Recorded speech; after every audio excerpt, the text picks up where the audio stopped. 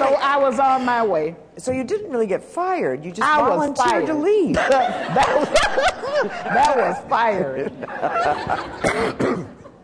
No matter how I tried to explain that, I got fired. Yeah, that's probably reality-oriented.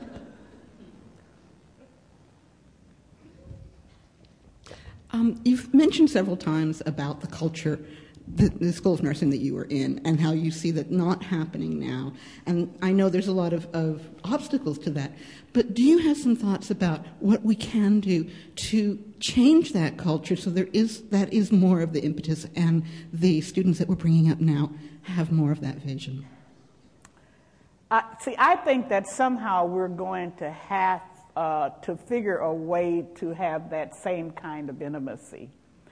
And so there has to be some way of segment. You know, we have large classes. There's got to be some way of segmenting those classes so that people have an opportunity to relate to individual faculty.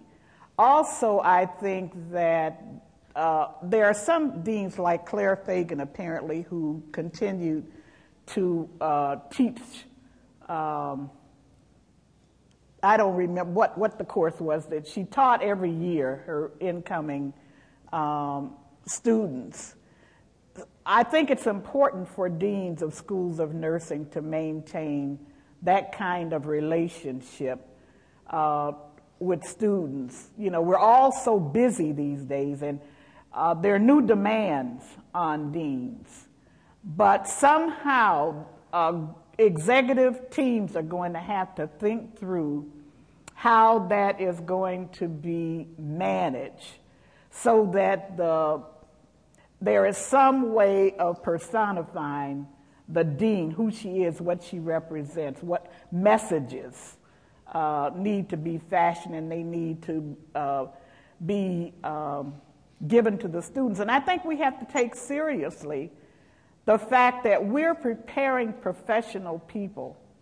We're not, I think we are too frightened by some of the market-driven principles and putting up with a lot of nonsense that we shouldn't, so that we can have the numbers that we need and all of these things that we have convinced ourselves that we must do to maintain numbers of students. We can't do it at the expense of professional education, of developing people who have this kind of serious commitment and purpose in relation to the role of nursing.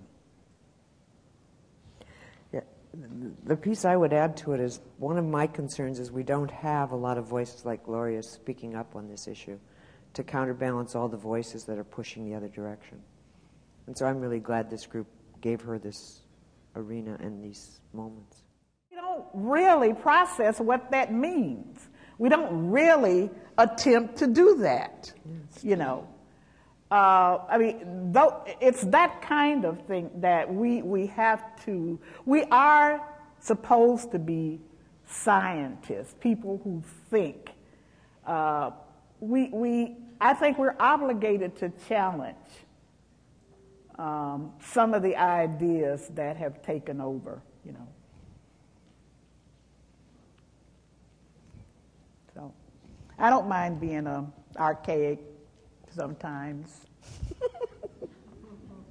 don't know if it's archaic or if it's, from my standpoint, I think that whole question of how do you get to that which is the sort of heart of the matter, what really counts, what counts when you take away all the fluff and all the facading. And I think it is hard to find arenas for that conversation today.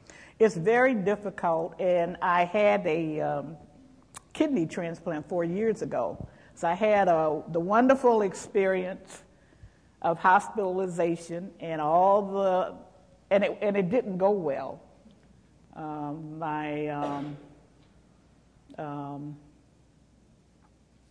I had several tubes that I walked around with for like 13 months. And one of the things that I've learned over and over again is that the medical profession does not like to acknowledge aberrations. If things don't go the way that they're supposed to go, they're very uncomfortable with that. And will actually try to make you deny reality because they don't want to accept it. And so you have to have somebody, nurses, and for me it was friends who were nurses who said, no, you're right, this is not going the way it's supposed to go. And you begin to think about who we are, what difference it makes in people's lives to have somebody to help them to deal with very serious health problems, very serious complications. When your physician is telling you something's wrong with you, you're not seeing reality the way it is. No, I got 3 tubes hanging out of my abdomen with urine coming out all of them, 13 months. Yeah, you're right. That strikes me as odd, yeah. It isn't what I'm used to, yeah. Right. So, and it was nurses who hung in there, who saw that the wounds healed, who insisted on wound treatment when the doctor says you don't need it, So I want those nurses out there, those people who are skilled, who have knowledge, who are willing to advocate for me as well as care for me. So I'm your patient, and I want you out there doing the right thing. In terms of you as our patient and us doing the right thing, when we look at aging, and much of aging is going to occur at the population level globally in developing countries. So I'm interested in your thoughts or perspective as a member of the global community at this time of globalization, what role we as nurses, and in particular gerontological nurses, at a time of similar market crashing like with the last shift, what are some of your thoughts about what role we can play in terms of the population level? See, it's hard for me to respond to that because in many of the places in which I worked, people are consumed with much younger populations because they still have high infant mortality. There are high incidences of HIV/AIDS, lots of young children who are being left without any parents at all. A lot of children who are still born with deformities, so that they will catch up with us eventually. But right now, this is where the problems are, and they're pretty serious. Well, the life expectancy is shorter in most of those countries, too, so you don't have the same because of community. The infectious disease. Yeah. And so I can't, I'm not a good person to ask that.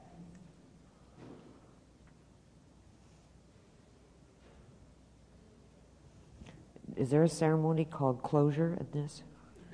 Do I get up and sing? I think so. We had asked her to do just a soft shoe.